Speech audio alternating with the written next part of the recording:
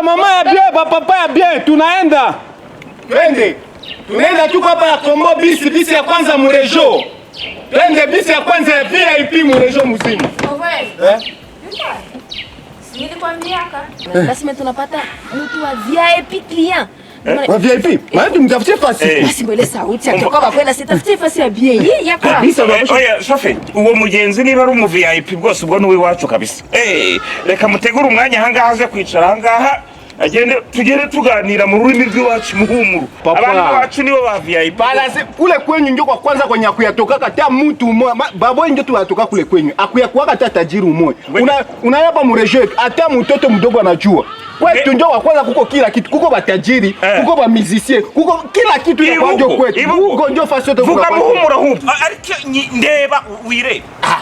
Nilonjo mulyanza discuter watu wawili amusiketa hayo. Oh, VIP. Mwembe n'abantu basubana. Bonjour maman. Ça va bien? C'est le Kombo bus de 10. Bienvenue maman. Salut maman. Murao. Mwiriwe.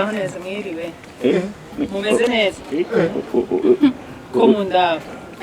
Otureke muhumura. Mama au abugo. Tumya rusange kazi. Ni komunda ni chafu. Ni chafu. Karibu mama. Karibu. Ndakwiyana. Si unaona sasa? Nyie wote mshajisumbua mkichwa sema wasi wa muhumuro ndio wa VIP sijua wa boko ndio wa VIP. Msikuwa mnajichanganya kichwa na vile. Mtakuwa mnajidanganyia bure. Ndio wenye shofera anasema ni havyo. Tusikuwa tunazarabuana. Fasi tunatoka watu wa maana. Iko vile? Ndio. Unasema ni havyo.